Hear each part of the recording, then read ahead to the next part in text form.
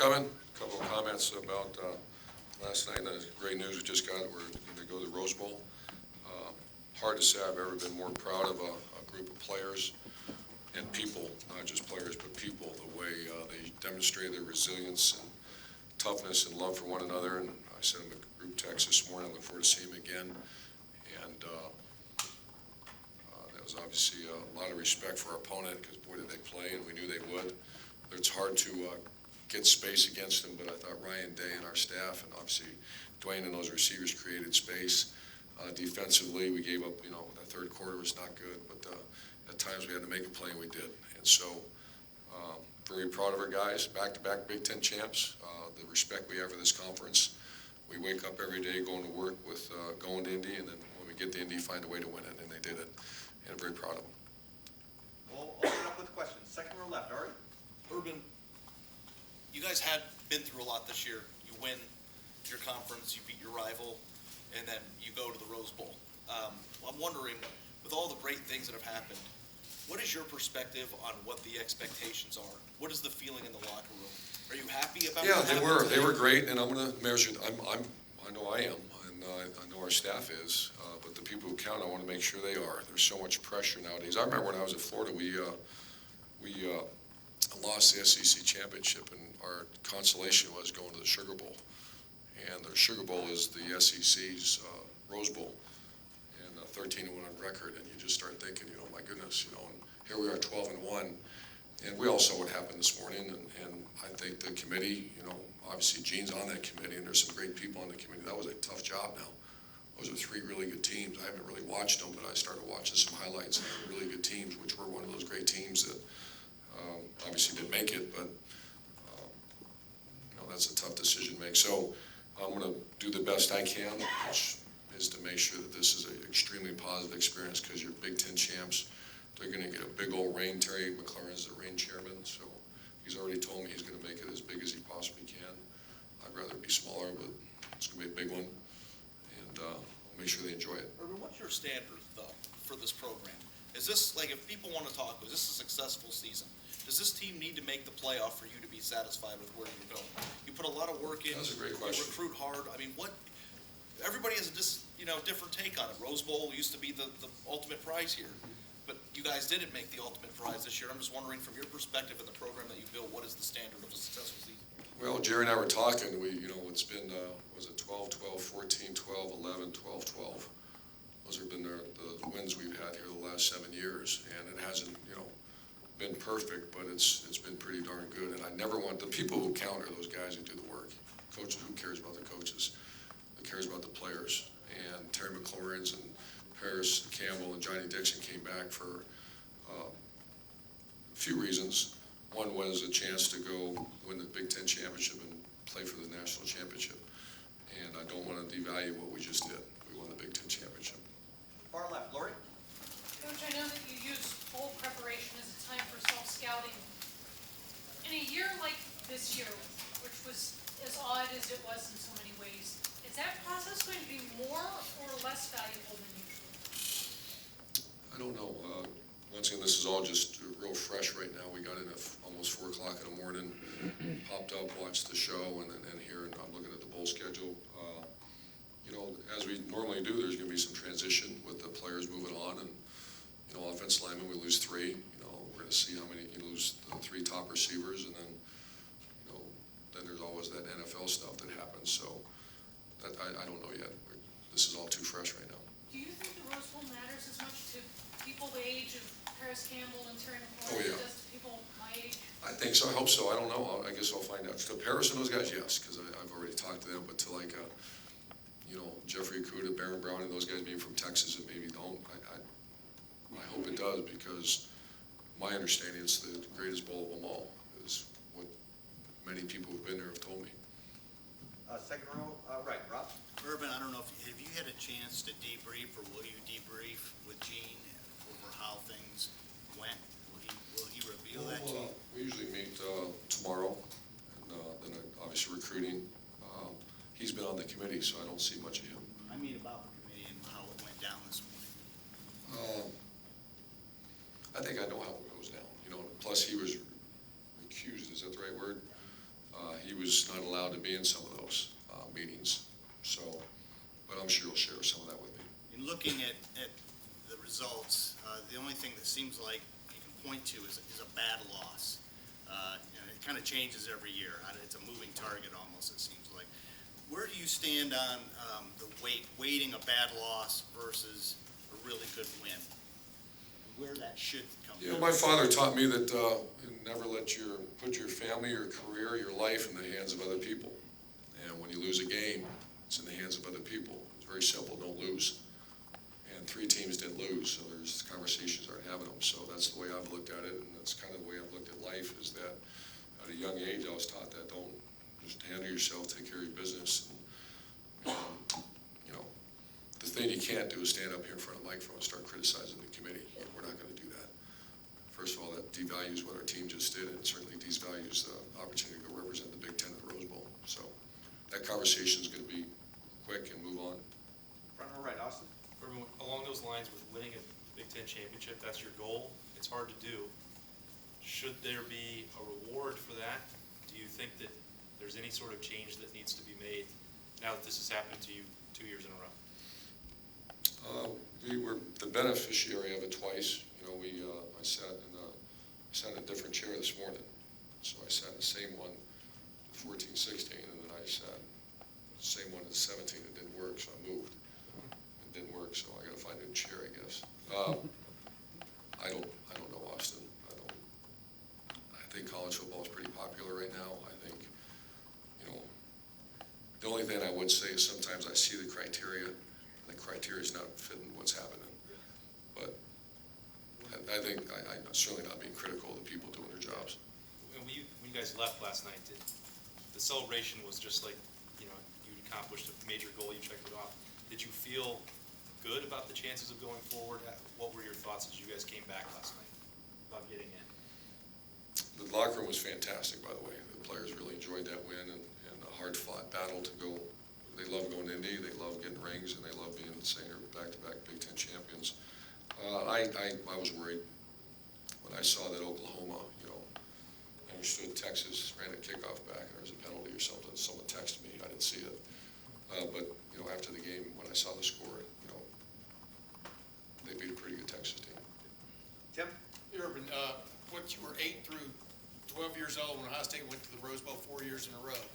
I would think those are your very impressionable years. What do you recall of that, and how much the Rose Bowl meant then? And you know, they've only been back 3 times in the last 3 It's decades. unbelievable. Yeah. I do remember watching Rose Bowl and watching the Rose Bowl parade, and you know, Woody Hayes and the great players, the Buckeyes going out there. And I can't remember, was it USC every one of those 4 years, or it seemed like every time I was on. UCLA won, you know.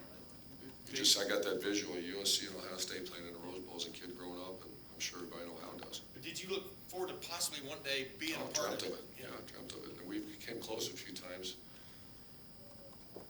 I know at Ford at one time I thought we were close to going, and then here in 14 I thought we were going. There was one other time that I thought we were going, and we didn't. And no disrespect to the other bowl games because they're awesome, but the Roses are kind of the one that we've always looked forward to. Dwayne Haskins Jr., does he deserve to be in New York? He'll be in New York. I know. What, as you look back on it now, what just jumps out at you about his performance? And Yeah, that's one of the best performances in the last 2 weeks in college football history, and I've been lucky. I've been there with Alex Smith. I've been there with Tebow 3 times. I kind of thought the other guys should have had a chance. I don't know why they cut that list. Usually they brought 5 guys. You know, JT I thought should have went. You know, Braxton Miller one year I thought should have went. You know, I think that's such an incredible experience for those players to bring them. But he's going one way or the other. I'll fly him there myself. The way he played and his stats against those other quarterbacks, he's got to go to New York. I don't know if he'll win it. I don't know who's making those decisions. Far left, Doug? Urban, I mean, I think you're uniquely positioned to talk about this idea. I know it's hard, but in the 3 years you guys haven't made the playoff, you were number 5, number 6, and number 7. Like, you're right there every time, right? Just the idea of the teams you had those years, this is one of those years. Do you think it would make sense to expand the playoff at all? Because you know these teams, and did you think, hey, this team is worthy of being able to compete for a title? Let's go to more than 4.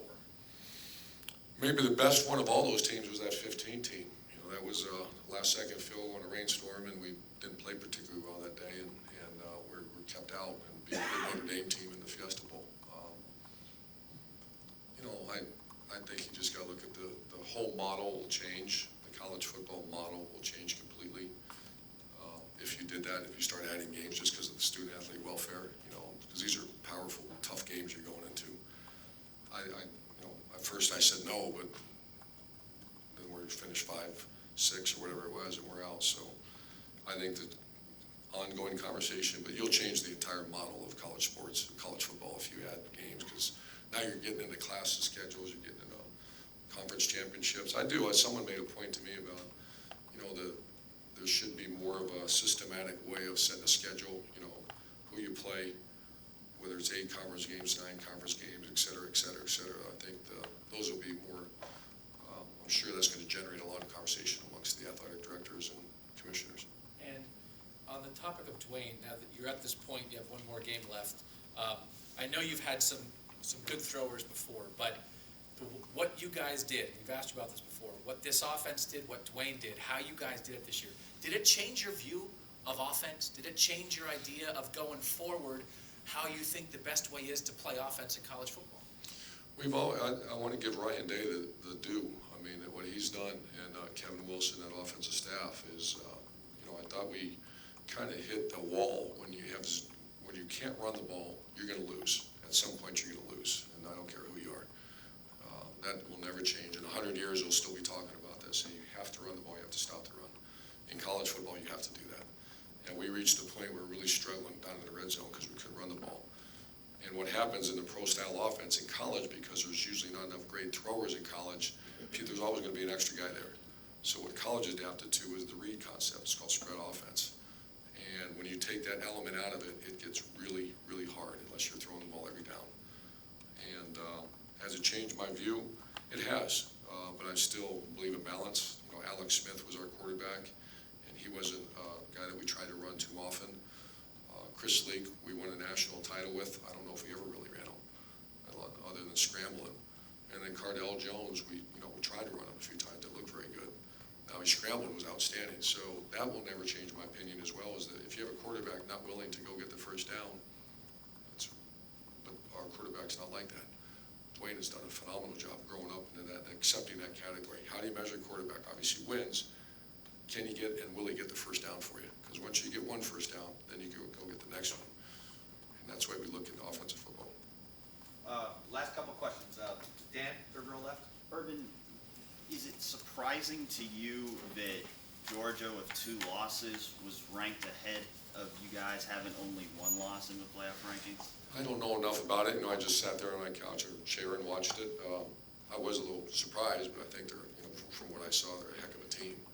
And like I said, Oklahoma, Georgia, and Ohio State are 3 great teams. And obviously, this is the second year you've been in this position where you win the Big Ten championship, think you might have a chance, don't get in the next day. Does this feel any different than it felt last year? I actually thought we were in last year. I didn't really think that this year. I hoped, but I really thought, we were going to go to the playoff last year. This year, just when I saw Oklahoma win over a very good team, I thought, it's going to be hard to jump them. And front row right. Bill? Yeah, you said you were worried when you saw the Oklahoma score. Was there any thought about the game, if we do a 59-0-ish kind of thing with Wisconsin, did it change anything in the way you approached that game last night? It crosses your mind, but then that's the team we played doesn't really let you do that. It's when those kind of things happen is when it's a big man coverage game and a risky defense where you see things and you can expose things. This defense just doesn't. I thought it was hard to believe that we threw for that many yards on this defense because they don't do that. You look at their scores and they don't have big scores against them because they just play a lot of zone coverage, keep the ball in front of them. They want to play in the shoebox with you. And I thought our coaches did a really good job of exposing or getting some space.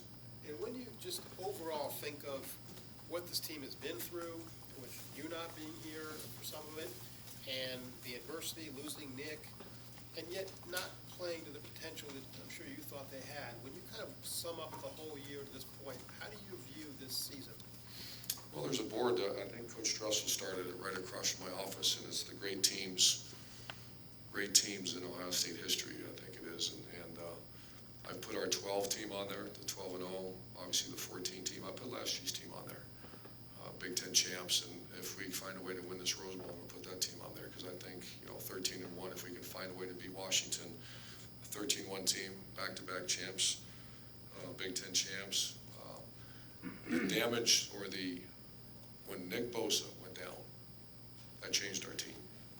And I didn't realize how much until, witnessing it changed me, it changed everybody, not seeing him. And I know he's a great player, but he was so much more than that. Nick Bosa was your rock, man. He was your guy. He was your guy that, in practice, he was the, Coach Maroney's guy. And if I feel that way about him, imagine what the defense felt about him and the team. So his injury, that was, and then all of a sudden you lose Austin Mack and Demetrius Knox. I mean, those are major injuries for us. One last question, if I can, about Dwayne. Obviously, this is his first year starting, and conceivably, the Rose Bowl could be his last game. Do you have any thoughts about his future beyond this year and whether he'll return? I do. I'm not going to really share them because I haven't had really a chance to gather my thoughts, and that wouldn't be fair to Dwayne or his family or really for me, because once again, this is all gone 12 hours ago. We're rolling in on a bus. But there will be that conversation. And one final question on Washington. Steve? Yeah, Coach, I don't think it's come up yet. The team you're playing, Washington and Coach Peterson. What do you know about Coach Peterson? I mean, he did a great job at Boise and has now won 2 Pac-12s, I think, at Washington. And the quarterback is similar to the guy you just played, 52 straight starts. And I don't know, just your overall thoughts on Washington, Coach Peterson. Yeah, I've known Coach Peterson forever. I knew him way back when he was an assistant at Boise. And so we're very, very good friends. Our families are very close. And I haven't talked to him yet. I'm sure I'll talk to him today or tomorrow.